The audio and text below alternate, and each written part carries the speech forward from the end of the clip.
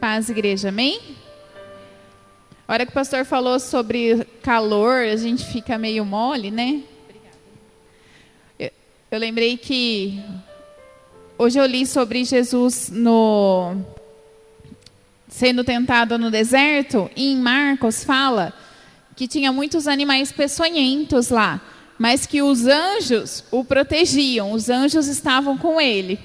Aí eu pensei, né, na igreja não é o calor que vai fazer a gente ficar sonolento, né? O que é? Demônios, né? Ele vai vir assim com carinho. Ai, tá quente, né? Ai. E aí, o que a gente tem que fazer? Imagina Jesus lá no deserto, devia estar fresquinho, né? Devia estar bem geladinho. Não tinha nenhum bichinho em volta dele, só escorpião, cobra, calango, lagarto, barata, aranha, né? E lá está escrito assim, animais peçonhentos, né? Então era bichinho venenoso. Mas os anjos o protegiam. Então, se alguém ficar com sono, ora aí para os anjos do Senhor mandar todo o demônio embora, né? Estar protegendo a nossa mente para que a gente não venha a dormir. Na semana... Hoje é quinta, né?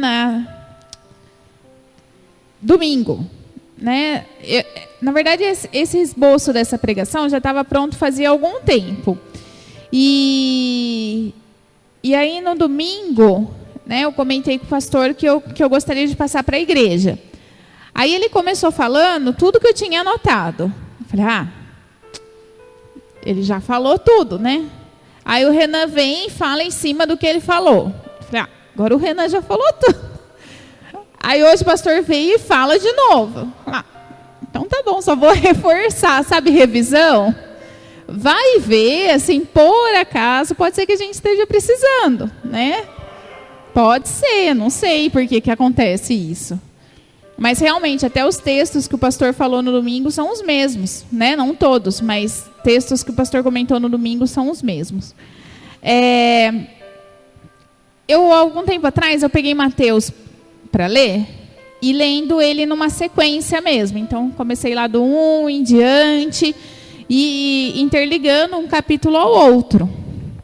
E eu fui fazendo várias anotações, né? Até o Davi e a Gabi têm uma Bíblia igual a minha, de campinho de anotação do lado. E aí, tá cheia já de anotação, Davi? Como não?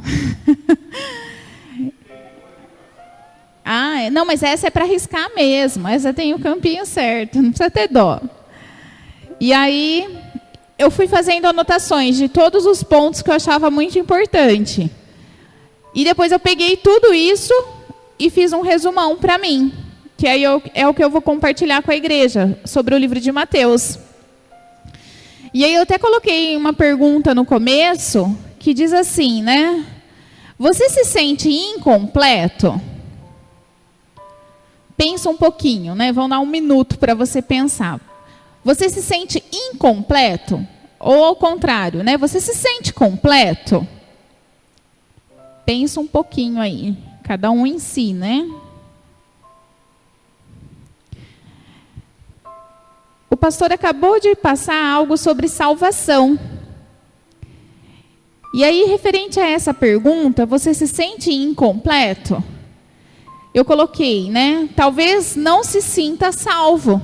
Talvez você não se sinta salvo. E talvez você não seja mesmo salvo, né? Ou talvez você só esteja confuso. Mas aí todas essas pregações desde domingo, aliás, não é novidade, né? Todas elas estão nos chamando para uma fé salvadora, que foi o que o Renan pregou no domingo, né? E é para isso que nós estamos aqui. Alguém está aqui para não ser salvo? Seria inútil, né? Nós estamos aqui por Jesus, né? Porque nós cremos numa salvação, cremos num Deus, em Jesus que morreu, se entregou por nós. E aí eu queria que todos abrissem em Mateus 19. Eu vou ir e voltar várias vezes no capítulo. E tem alguns pontos que eu vou citar, mas talvez eu não vou abrir, tá? Para não ficar muito extenso.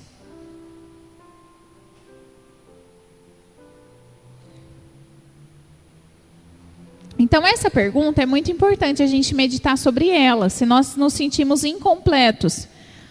Talvez não se sinta salvo, e talvez não seja salvo mesmo. Ou talvez esteja apenas em dúvida, confuso. Mas aqui na palavra de Deus, o Senhor não nos deixa em dúvida. Ele nos dá diretrizes para um viver santo e sermos salvos. E é isso que nós vamos ver aqui hoje, tá? Então, nós vamos ler o Mateus 19, do 16 ao 22. A minha versão é um pouquinho diferente da NVI, mas dá para acompanhar muito bem. Só algumas palavrinhas que mudam. Então, nós vamos ler do 16 ao 22. O homem rico. Um homem veio a Jesus com a seguinte pergunta: Mestre, que boas ações devo fazer para obter a vida eterna? Por que você me pergunta sobre o que é bom? Perguntou Jesus. Há somente um que é bom. Se você deseja entrar na vida eterna, guarde os mandamentos. Quais? Perguntou o homem. Jesus respondeu: não mate, não cometa adultério, não roube, não dê falso testemunho, honre seu pai e sua mãe, ame o seu próximo como a si mesmo. Tenho obedecido a todos esses mandamentos, disse o homem. O que mais devo fazer? Jesus respondeu: se você quer ser perfeito, vá, venda todos os seus bens e dê o dinheiro aos pobres. Então você terá um tesouro no céu. Depois venha e siga-me. Quando o rapaz ouviu isso, foi embora triste, porque tinha muitos bens. Todo mundo já conhece esse trechinho da Bíblia, né? E nós sabemos que esse rapaz, no contexto aqui, ele se sentiu incompleto. Porque se ele estivesse completo, ele não ia ter ido até Jesus. E ele até creu a princípio em Jesus, porque se eu preciso saber alguma coisa de enfermagem, e eu sei que a Mari é enfermeira, eu vou na dona Ruth, que foi professora? Não, eu vou na Mari, que é enfermeira, né? Eu acredito que ela sabe o que eu vou perguntar para ela. Então, o jovem rico, ele acreditou. Ele teve uma fé de ir até a Mari. Só que aí a Mari falou algo para mim que não era bem o que eu queria ouvir. Não era bem esse jeito que eu queria ser salvo. Eu queria ser salvo do meu jeito, não do jeito de Jesus. E aí eu viro, fico triste e vou embora. E aí a gente tem aqui a questão que nós estamos falando desde domingo, né? Ele creu, ele se sentia incompleto. E ele foi aonde ele poderia ter algo para completar a alma dele. Só que o que ele precisava fazer, ele não quis fazer. A parte que lhe cabia, né, que era entregar tudo para Jesus, ele não quis. Ele reteu ali 10%. Ele segurou uma parte da vida dele. E é isso que Jesus não quer que nós façamos. É isso que nos deixa cada dia mais incompletos. É isso que é uma fé que não nos salva. E aí eu até coloquei aqui, né? Ele se entristeceu e continuou a viver a vida como queria. Então ele continua sendo um homem correto segundo os mandamentos. Mas ele não se entregou para Jesus. Ele continua sendo um homem de igreja, porque ele fazia os mandamentos. Mas ele não se entregou para Jesus. E aí, ele se tornou cada vez mais triste. E a Bíblia não conta, mas provavelmente ele deve ter morrido com o dinheiro dele, né? Levado no caixão, de certo, deve estar lá aproveitando do dinheiro dele. Todos nós sabemos que não. Ele não está aproveitando do que ele queria fazer. E aí, continuando essa passagem, lá no 25, vamos ver o que aconteceu. No 25 diz assim: ao ouvir isso o quê? O que Jesus estava conversando ali. Os discípulos ficaram perplexos e perguntaram: então, quem pode ser salvo? Jesus olhou atentamente para eles e respondeu: para as pessoas isso é impossível, mas tudo é possível para Deus. Então Pedro disse: deixamos tudo para segui-lo. Qual será a nossa recompensa? Jesus respondeu: eu lhes garanto que quando o mundo for renovado e o Filho do Homem se sentar em seu trono glorioso, vocês, que foram meus seguidores, também se sentarão em 12 tronos para julgar as 12 tribos de Israel. E todos que tiverem deixado casa, irmãos, irmãs, pai, mãe, filhos ou propriedades por minha causa, receberão em troca 100 vezes mais e herdarão a vida eterna. Então Jesus, e em várias partes de Mateus, ele ensina como a gente ser salvo. Quando a gente quer aprender alguma coisa, a gente vai à fonte, né, que vai nos ensinar. E ele ensina muito. Aqui em Mateus ele fala muito sobre isso. E esse deve ser o nosso foco, né? Estar com Cristo para sermos salvos. E aí os discípulos ouviram o que Jesus tinha falado para o jovem rico e ficaram bem preocupados. Nossa, então o moço ali faz tudo e não é salvo. E agora, né? E Jesus ele dá essa garantia. Ele dá a garantia de que se nós estivermos perto dele, se nós o obedecermos, se nós entregarmos tudo, a hora que ele voltar, seja quando a gente morrer, ou seja quando ele voltar, né, na glória, como ele fala aqui, nós estaremos bem, nós estaremos felizes. E então Jesus, eu vou falar várias orientações para nós sermos salvos, orientações que Jesus deu. Então uma delas, marca aí, o jovem rico. Ame mais a Deus do que o dinheiro. Outra, ele deu para os discípulos. Vocês não devem querer... Aí os discípulos continuaram depois, um pouquinho mais para frente, no 20, 26. Dá para ir a gente ir acompanhando. Olha só o que os discípulos queriam. Eles estavam discutindo quem ia ser o maior no reino dos céus, né? Um queria sentar de um lado, outro queria sentar do outro. E aí Jesus falou assim no 20, 26. Entre vocês, porém, será diferente. Quem quiser ser o líder entre vocês, que seja servo. E quem quiser ser o primeiro entre vocês, que se torne escravo. Pois nem mesmo o Filho do Homem veio para ser servido, mas para servir e dar sua vida em resgate por muitos. Então a orientação para ser salvo para o jovem rico: amar mais a Deus do que o dinheiro. A orientação para os discípulos: deixa tudo. Vocês deixaram tudo, vocês vão ter a vida eterna. Vocês não devem querer ser a estrela do show, que é o que ele está falando aqui, né? Os discípulos queriam dar uma aparecida ali. Não somos nós. Nós não devemos querer ser líderes. Nós devemos servir. E por que ele fala assim? Entre vocês deve ser diferente. Todo mundo que trabalha aqui numa firma sabe que sempre tem competição para um ser melhor que o outro, não tem? Não precisa nem ser em firma, pode ser numa reunião de mulheres, né? Mulher, eu quero uma roupa bonita, né? Eu quero um sapato bonito. E Jesus fala, entre nós tem que ser diferente. Eu não tenho que querer ser o melhor lá do meu trabalho. Claro que eu tenho que ser o melhor para Cristo. Mas não eu pisar na Mari para ser o melhor, ou eu querer ser melhor que o Rogério. Não, eu tenho que ser como Cristo, para a glória e honra dele, não para a minha glória. E ele fala para nós termos uma vida de serviço. Então, não ame o dinheiro, deixa tudo e sirva. 3 pontos ali para a salvação. Para nós parece muito difícil, humanamente falando, porque o homem é muito ligado nisso. Mas aí o que Jesus falou? No 19, 26, para as pessoas é impossível, mas tudo é possível para Deus. Para nós, não amar o dinheiro, servir, dar mais valor a Deus do que a nossa família, do que os nossos bens, do que nosso trabalho, parece impossível. Mas para Deus não é possível. Para Deus não é impossível.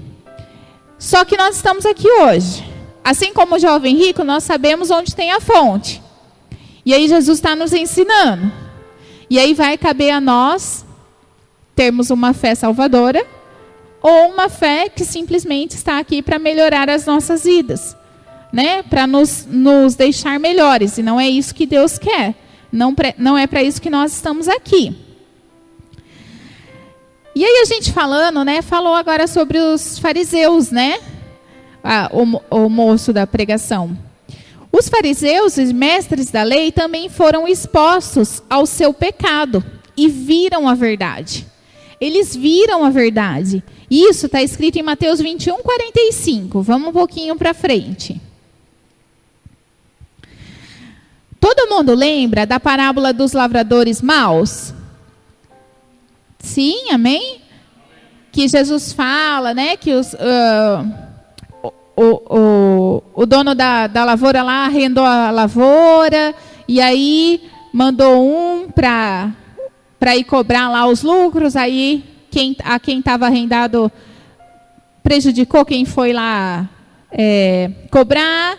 E aí mandou outro, e aí mandou o filho, o dono, né, daquele campo mandou o filho.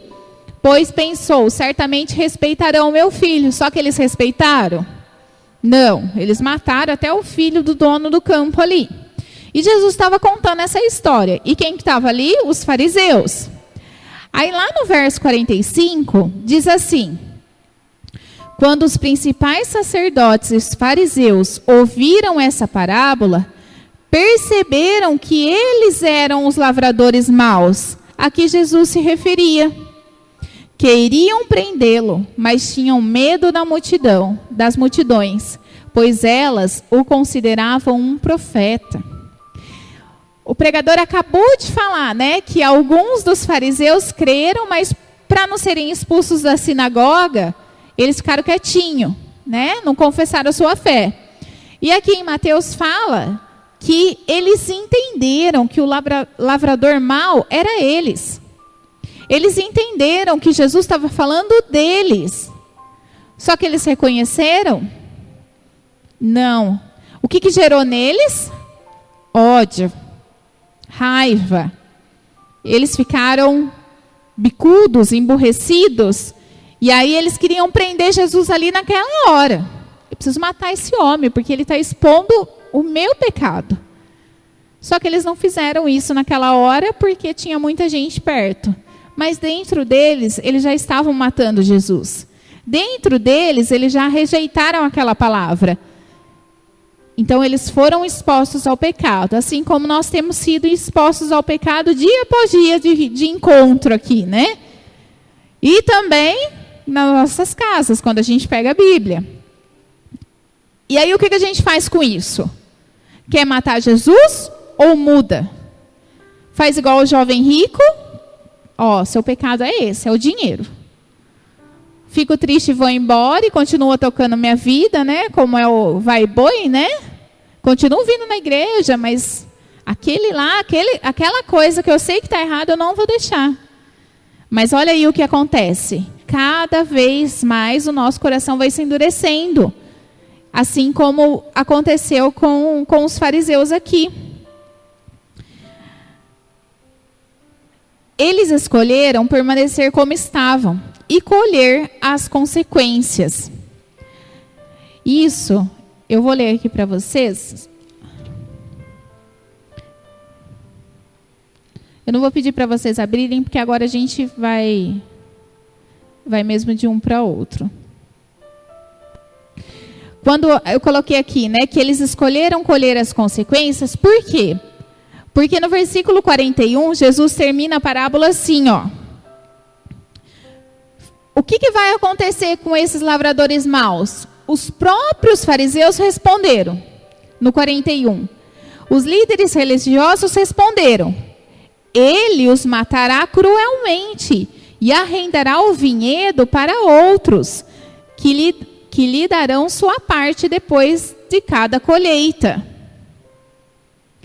Então aqui, ó, o que eles falaram? Ele os matará cruelmente.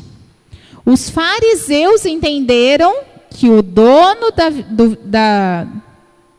da terra ia matar o lavrador mau. E eles lá embaixo, eles decidiram colher a consequência. Eles entenderam que o lavrador mau era eles. Mas não tem problema, pode me matar. Não tem problema eu ir para o inferno. E o pastor acabou de falar aqui, perguntar, e a gente não soube responder, né? O que nos resta? Um julgamento e ir para o inferno. Então, eles escolheram colher a consequência. Eles sabiam da consequência. Eles mesmos responderam para Jesus que eles iam ser mortos. E aí, no finalzinho, a Bíblia fala que eles perceberam que era eles. Opa, eu vou ser morto. O que eu devo fazer agora? Mudar minha atitude? Transformar? Mas não. Eles escolheram matar Jesus. E todos nós seremos expostos aos prós e contras de uma vida com Jesus. Todos saberão que Jesus não aceita 90% de entrega. A diferença é o que faremos com isso, nossas escolhas. Agora eu queria que alguém dissesse um contra de ter uma vida com Jesus.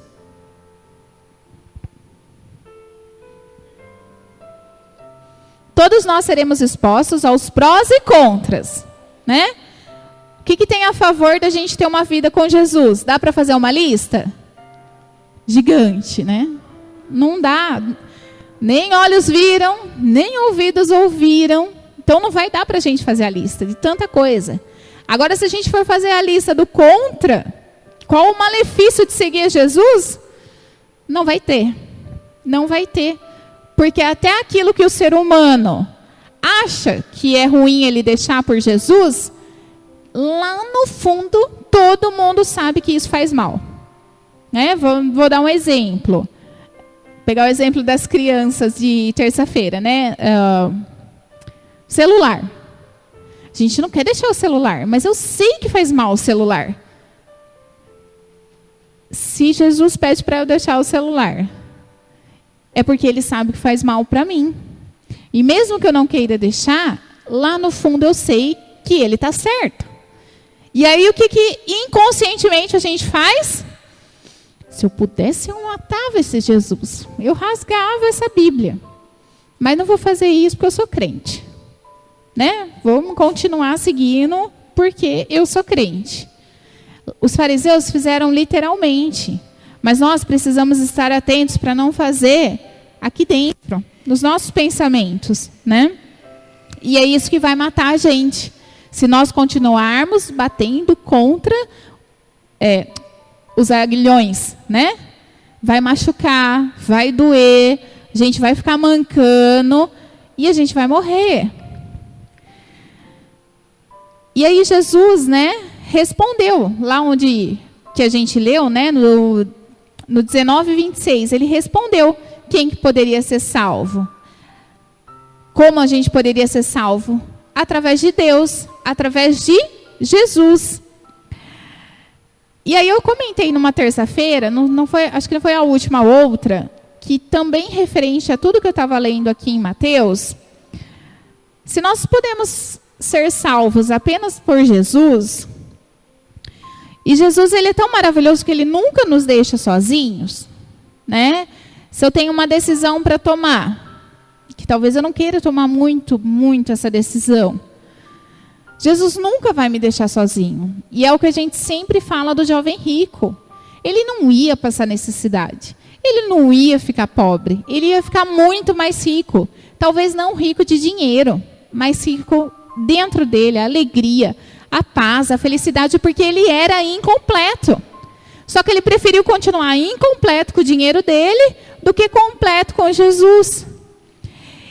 E aí eu comentei na terça-feira sobre algo lindo, né, que a Bíblia mostra para a gente quando Jesus estava no Getsemane, que ele ficou sozinho.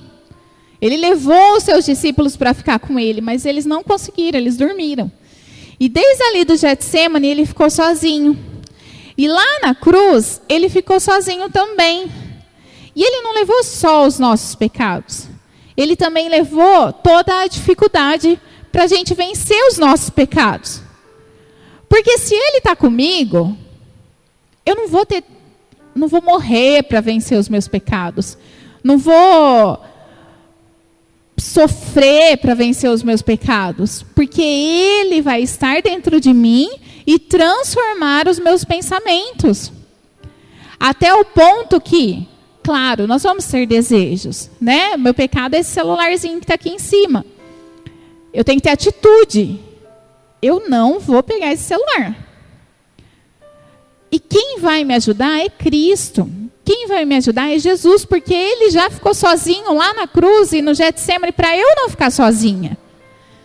E aí ele falou assim, algo maravilhoso. Isso está no 27:45. Não precisa abrir, que é só um versículo que eu vou ler. Ele falou assim, 46, desculpa. Por volta das 3 da tarde, Jesus clamou em alta voz, Eli, Eli, lama sabachthani, que quer dizer, meu Deus, por que me abandonaste? Gente, isso é muito forte. Nós não estaremos sozinhos em nenhum momento das nossas vidas. Quando eu quiser vencer esse pecado aqui, quando eu quiser realmente largar tudo para seguir a Cristo, Ele vai estar comigo com o poder dEle, não vai ser eu. Eu tenho que ter atitudes, mas Ele vai estar comigo. Agora, ao contrário de eu falar assim, eu vou vencer esse pecado aqui, eu vou vencer esse pecado, mas eu gosto tanto dEle. Ele não vai estar comigo. Aí quem vai estar comigo é Satanás. Porque Satanás quer que... Ai, será que eu mexi no negócio aqui, Renan? Satanás quer que eu... Desculpa. Quer que eu fique com o meu pecado. Jesus não. Jesus ele ficou sozinho para que nós não ficássemos.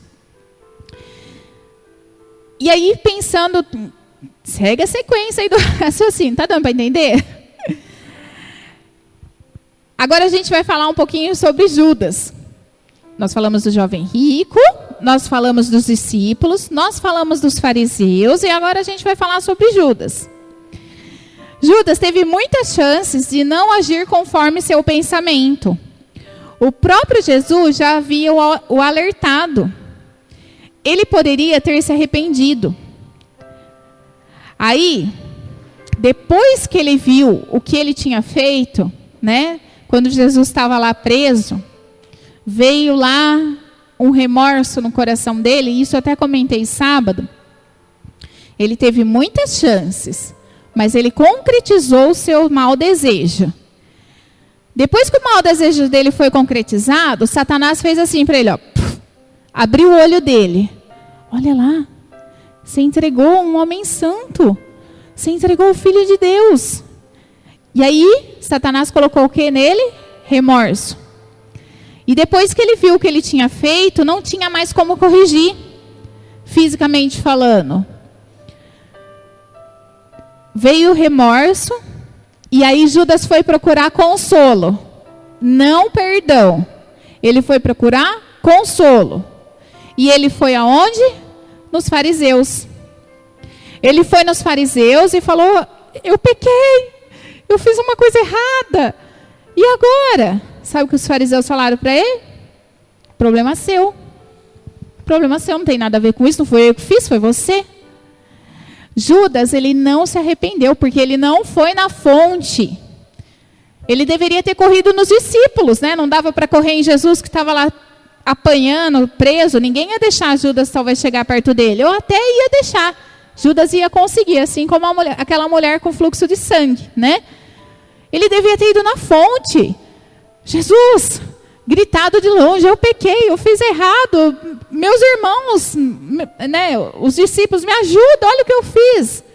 Mas não, ele foi buscar alguém que falasse assim, ai querido, não, imagina, ele era um homem errado mesmo. Ele não era santo, ele estava errado, você fez o que era correto. Mas Satanás é tão sujo, que a hora que a gente concretiza o nosso pecado, e a gente continua concretizando, vai chegar uma hora que ele vai rir de nós. E vai chegar uma hora que Deus vai rir de nós, porque a Bíblia diz isso, que Deus vai rir daqueles que praticam o mal. E aí a gente não vai ter mais por onde sair, porque não vai ter mais um pingo de alegria. E o que restou para Judas? Se enforcar. Só que ele foi avisado, só que Jesus alertou, Jesus falou, e que isso não aconteça conosco. Porque até outro dia a gente também comentou numa terça-feira, né? Até a Mari estava comentando sobre esoterismo e tal. Aí eu não lembro quem falou, mas isso é muito distante para nós. Talvez a gente nunca chegue a fazer isso. Chega. Porque Saul fez isso. Né? Então a gente tem que ficar alerta, a gente tem que ficar atento. Se o Senhor está nos repreendendo e a gente continuar batendo, daqui a pouco o diabo vai abrir os nossos olhos e a gente vai enxergar no lamaçal tão gigante que a gente vai estar, que a gente não vai querer correr para Deus. Porque se a gente não quis correr para Deus, enquanto Ele estava dando chance, a hora que a gente estiver lá, aonde Judas estava, ele também não correr para Deus. E é o que a gente sempre comenta, né? Que das enfermidades. Muitas vezes a enfermidade não faz com que a pessoa corra para Deus. Faz com que a pessoa revele ainda mais aquilo que estava dentro dela. Então, que nós fiquemos atentos com isso. E eu queria só ler o que aconteceu aqui com Judas, que está no 27:3. Também não precisa abrir. Quando Judas, que o havia traído, viu que Jesus tinha sido condenado à morte, encheu-se de remorso e devolveu as 30 moedas de prata aos principais sacerdotes e líderes do povo, dizendo: pequei, pois traí um homem inocente. Que nos importa? Retrucaram eles. Isso é problema seu. Então Judas jogou as moedas de prata no templo, saiu e se enforcou. É isso que Satanás vai fazer com a gente. Problema seu, se vira. Diferente de Jesus, que ficou sozinho na cruz para falar: eu estou com você. Se você ficar comigo, você nunca vai estar sozinho. Mas Satanás não. Ele vai jogar a gente na fogueira e vai deixar a gente lá sozinho. E falando em fogueira, a gente até falou terça, né?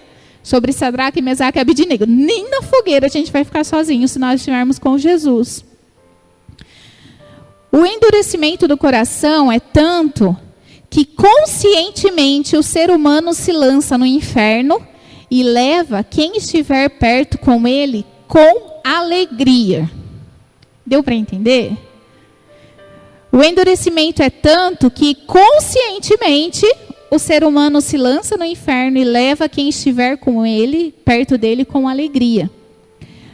Isso a gente vai ter a prova lá em Mateus 27, até agora de Judas, a gente vai ler. Eu queria que nós lêssemos juntos.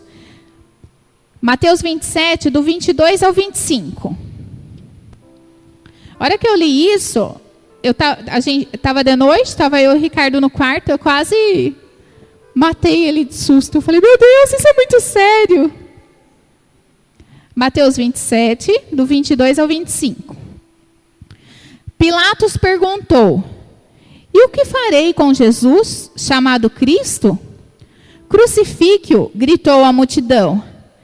Por quê? Quis saber Pilatos. Que crime ele cometeu? Mas a multidão gritou ainda mais alto: crucifique-o. Pilatos viu que de nada adiantava insistir e que um tumulto se iniciava. Assim, mandou buscar uma bacia com água, lavou as mãos diante da multidão e disse: estou inocente do sangue deste homem. A responsabilidade é de vocês. Todo o povo gritou em resposta: que nós e nossos descendentes sejamos responsabilizados pela morte dele. Que nós e nossos descendentes sejamos responsabilizados pela morte dele. Gente, a hora que eu li isso, eu falei: meu Deus, eu, meus filhos, meus netos, meus bisnetos, pelas minhas atitudes, pelo meu matar a Cristo. Hoje a gente não vai gritar lá: crucifica, ou não tem Jesus mais na cruz. Mas tem assim, muda essa atitude, filho. Não. Vou fazer do meu jeito. Não, não faz isso, faz mal para você. Não, eu quero fazer isso e vou fazer. E foi o que aconteceu aqui. Pilatos insistiu. Gente, esse homem não tem pecado, porque a mulher de Pilatos tinha tido um sonho e foi falar com ele. Gente, esse homem não tem pecado, não faz isso com Jesus. Teve chance lá de libertar Barrabás. Não, vamos libertar Jesus, não liberta esse. Vamos libertar Jesus, não liberta o ladrão. Não, vamos deixar Jesus preso. E aí, com a boca, conscientemente, pode vir a ira de Deus sobre mim, pode vir sobre mim, sobre os meus filhos, eu sou culpado, que vai eu e minha descendência tudo para o inferno. Hoje a gente não fala com a boca, mas a gente fala com as nossas atitudes. E isso é muito sério. Além deles se entregarem, entregaram aos seus filhos, e netos e bisnetos. Só que a Bíblia toda é uma sequência, certo? Bem antes desse acontecimento aqui, da entrega de Jesus, eu queria que nós voltássemos lá em Mateus 18. Jesus, ele fala algo muito sério sobre as crianças. Mas eles não deram atenção. Eles nem ligaram que Jesus falou sobre as crianças. Jesus estava alertando sobre as crianças porque ele sabia que lá na frente eles iam entregar a alma deles para o demônio e a alma dos filhos deles também. Só que em conversa anterior, Jesus estava falando, cuidado, gente. Cuida dessas crianças. Não faz isso com elas. E a gente vai ler Mateus 18, do 6 ao 10.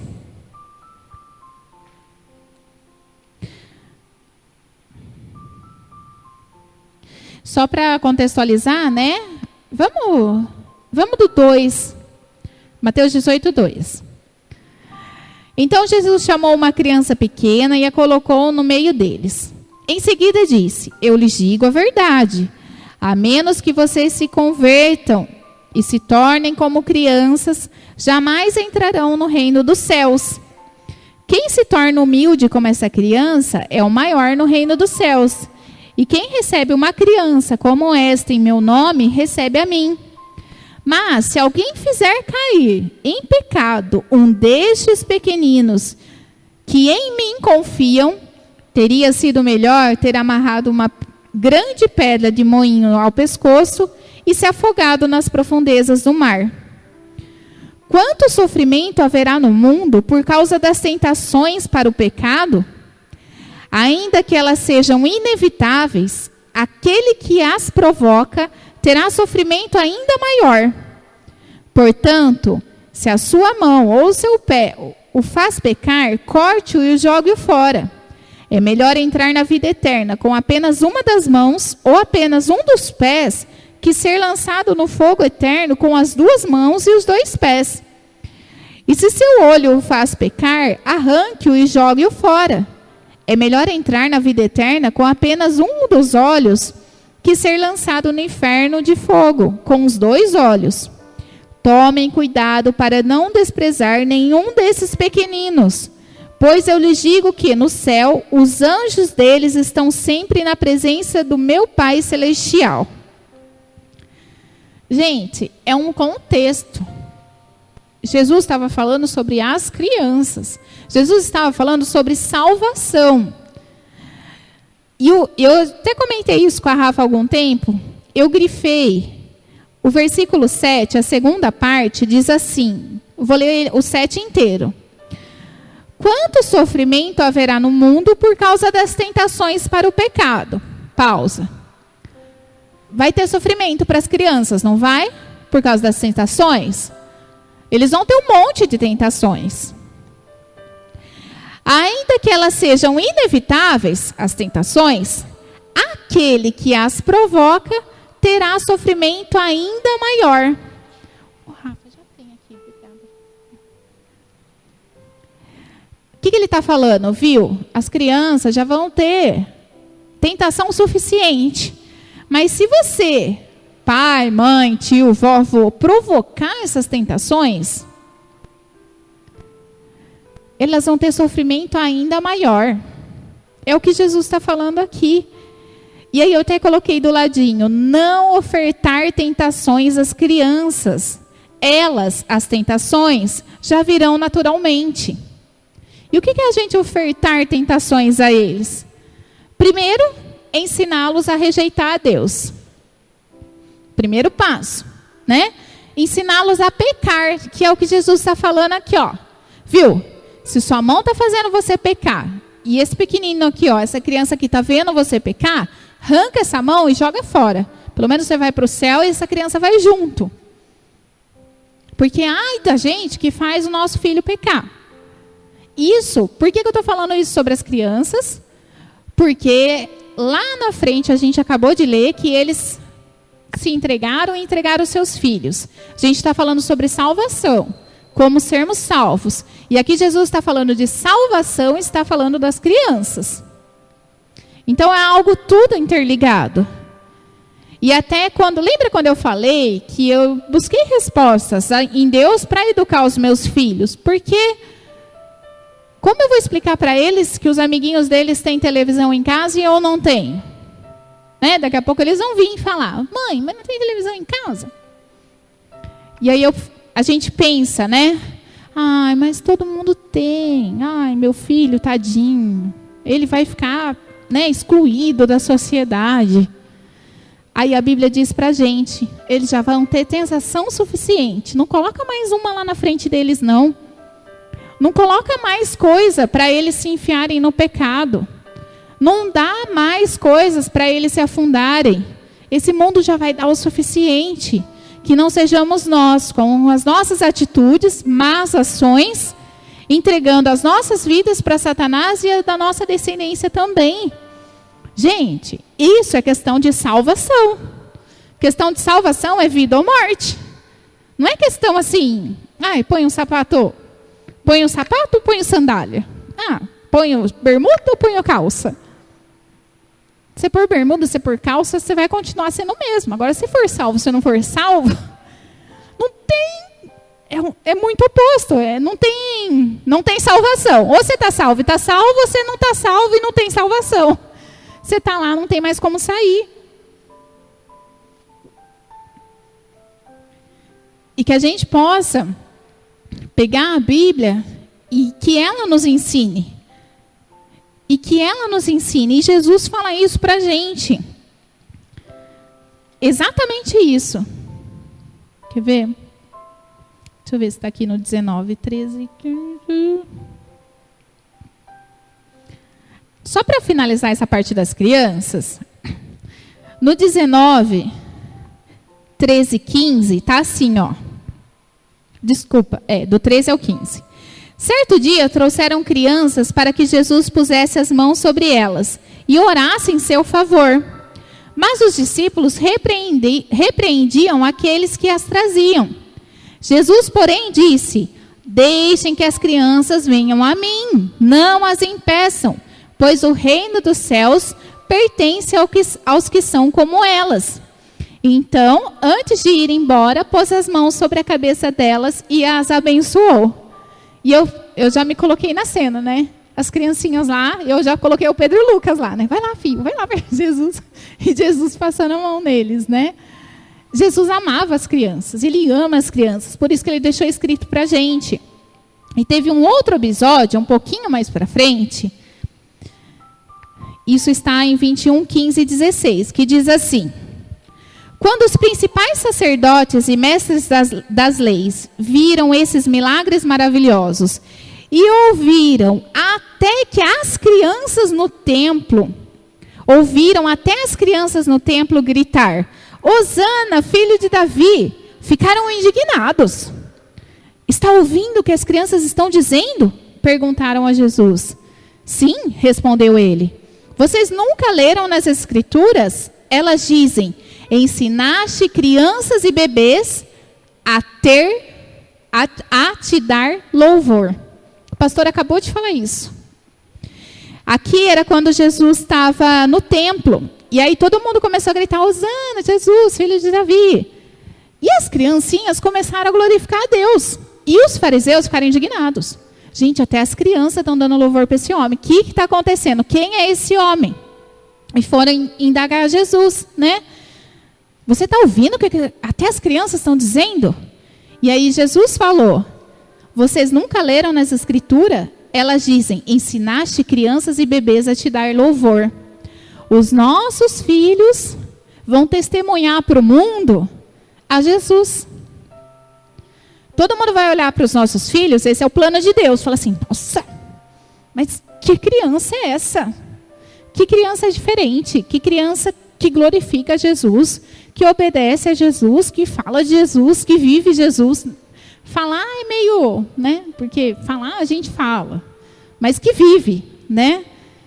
E isso vai deixar as pessoas indignadas. Isso vai deixar as pessoas curiosas. Isso é um viver santo. As nossas vidas sendo santas e os nossos filhos também. Jesus só quer que tenhamos vida. Vida de paz, vida leve, alegre. E aí até aqui eu coloquei, qual mal ele nos deseja? E ele nos orienta aqui. Isso está no 11:28, para quem está anotando, não precisa abrir. Ele fala assim para a gente, venham a mim todos vocês que estão cansados e sobrecarregados, e eu lhes darei descanso. Tomem sobre vocês o meu jugo, deixem que eu lhes ensine. Olha isso, deixem que eu lhes ensine, sejam ensináveis. Sabe, pessoa que não aprende, você fala, entendeu? Aí você vai ver, o pastor não sabe o que é isso. Mas, você entendeu? Aí você olha a pessoa fazendo um negócio totalmente contrário do que você falou. Jesus falou assim, ó, deixem que eu lhes ensine, pois sou manso e humilde de coração, e encontrarão descanso para a alma. Meu jugo é fácil de carregar, e o fardo que lhes dou é leve. Tem algum mal nisso? Não tem nenhum malefício. Jesus quer nos deixar leves, em paz. Ele quer nos dar descanso. O jovem rico escolheu ficar com o dinheiro dele e todos nós sabemos que ele não teve isso. O dinheiro dele foi um peso para ele, porque ele foi até Jesus, ele precisava de descanso na alma. Que aí foi a perguntinha que eu coloquei lá, né? Você se sente incompleto? E se nós estamos nos sentindo incompletos, será que eu sou salvo? Será que eu não sou? O jovem rico foi lá em Jesus perguntar, e Jesus falou para ele, você não é salvo. Mas mesmo assim ele escolheu ficar não salvo. Assim como os fariseus. E isso não causa prejuízo para um só. Isso é um prejuízo de descendência. É meu, dos meus filhos e de quem mais vier para trás. Se eles não optarem em fazer diferente da pessoa não salva. Mas Jesus acabou de nos dizer, vocês não aprenderam? Alguém nunca falou para vocês que tem que ensinar as crianças, os bebês, né? Aqui usa a versão bebê. Os bebês e as crianças a dar louvor a Deus? Ninguém nunca ensinou isso para a gente? A gente é ensinado disso desde que a gente era jovenzinho, né? E Jesus fala, deixa eu ensinar vocês. Não fica batendo contra. Porque senão lá na frente, conscientemente, a gente vai entregar as nossas almas para o mal. E só para finalizar, Mateus começa falando sobre Jesus, né? E ele fala assim, ó, anuncia, né, o nascimento de Jesus e tal. No 1:23 fala assim, vejam, a virgem ficará grávida. Ela dará à luz um filho, e o chamarão Emanuel, que significa Deus conosco. A gente já tinha lido, né? Para nós é impossível, mas para Deus não é impossível nós sermos salvos. Jesus veio e chamaram ele de Emanuel. É Deus conosco. É Deus em nós. É nós sendo pequenos cristos aqui nessa terra. Não estando sozinhos. Não ficando... Problema seu, né? Não sendo entregues aos nossos remorsos, como aconteceu com Judas. Mas viu, eu estou aqui, eu me entreguei por você. Lá na cruz ele falou assim, meu Deus, por que me abandonastes? Para que nós não fôssemos abandonados. Jesus fala, o meu fardo é leve, vem, me obedece. Toma cuidado, não é só você e seus filhos. Entrega tudo. É 100%, não é 90%, não é 95%, é tudo. Nós falamos da bolsa esses dias. Acho que foi a Camila aqui falando da bolsa. Não é segurar uma alça e deixar a outra na mão de Jesus. Dessa forma a bolsa vai se arrebentar. Aí vira briga. Pensa no Pedro e no Lucas. Quase não acontece isso. Mas um pega um brinquedo, o outro quer o mesmo brinquedo. E aí fica um puxando de cada lado. O que acontece? Briga, machuca, quebra o brinquedo. No fim, quem perde? Os dois. Jesus perde, porque ele não quer que nenhum de nós venhamos a ir para o inferno. E nós perdemos muito mais. Ele se entristece, ele não perde, ele continua sendo Deus. Mas ele não fica feliz. Mas nós perdemos muito. Então, paremos de brigar com Deus. Paremos de ficar com uma metade da nossa vida, ou 90% da nossa vida entregue e 10% com a gente. Isso não funciona. Não é isso que Deus nos instruiu. Deus nos instruiu a entregar 100%, como ele falou para os discípulos. A servir, a estar nesse mundo para servir. A ensinar os nossos filhos desde bebês. A entregar as nossas finanças para Ele. A confiar a nossa vida a Ele. E Ele nos pede, me deixem ensiná-los. Porque Ele tentou alertar Judas. Quer dizer, Ele alertou Judas. Mas Ele não quis ouvir. Ele não quis entender ali. Ele não quis aceitar. Ele tentou ensinar os fariseus. O próprio fariseu se reconheceu como aquele homem que ia ser morto. Não tem problema, eu quero ser morto, mas eu quero fazer a minha vontade. Isso é crueldade, isso é insanidade, como a gente falou. E até o pastor falou que as pessoas estão tendo atitudes loucas. E realmente, mas eu não posso olhar para elas lá fora. Tem que olhar para mim.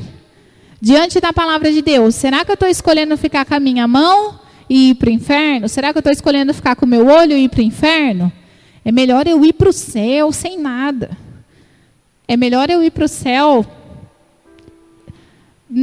sei lá, perder tudo que for necessário, que a gente dê mais valor, que não tem valor nessa terra, mas que a gente vá para o céu.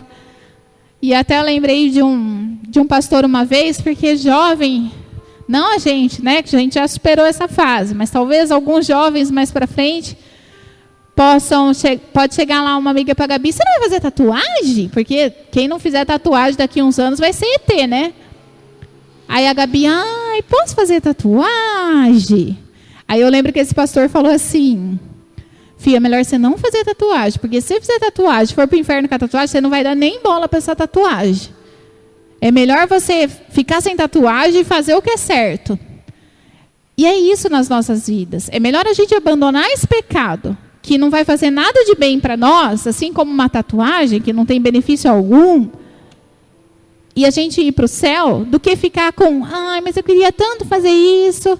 Se a gente comparar o céu e o inferno com uma tatuagem, gente, é tão ridículo, né? É tão pouco. Mas muitas vezes a gente briga com Deus por causa disso. Não uma tatuagem em si, mas eu brigo com Deus porque eu quero. Porque eu quero fazer aquilo que eu gosto e não é bom para mim. Comparado ao céu, começa a comparar os seus pecados ao céu, talvez a gente comece a mudar um pouquinho a nossa perspectiva. Né? Assim, nossa, é tão gostoso dormir, né? É tão gostoso dormir, gente. É bom dormir, né? É tão gostoso dormir. Nossa, mas ir para o céu é melhor. É tão gostoso desobedecer meu marido. Mas ir para o céu é melhor.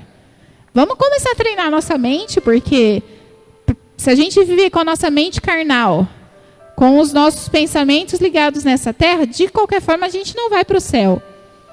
E aí a gente tem que pensar no céu, não como vou fazer para merecer, porque a gente não merece. Nós não merecemos o céu. Para nós é impossível, mas para Deus é possível, que nos deu a Jesus. E aí a nossa fé, quando a gente chegar diante dele, aí sim ter uma fé salvadora, pelo que ele fez por mim. E não pelo que eu faço para alcançar o céu. Isso também muda toda uma visão, né? Porque se nós fizermos para merecer, vai ser cansativo, nós não vamos conseguir, vai ser com a força do nosso braço, não por amor a Jesus, pelo que Jesus fez por nós, mas sim porque eu quero um benefício. E quando nós buscamos a Jesus, não é para ter um benefício, é porque nós reconhecemos que nós somos podres. Alguém aqui sem Jesus serve para alguma coisa? Serve para prejudicar esse mundo e as outras pessoas. Sem Jesus a gente serve para fazer o mal. Mas com Jesus a gente serve para fazer o bem, serve para fazer o bem para nós, para os nossos filhos e para quem estiver perto de nós. Amém?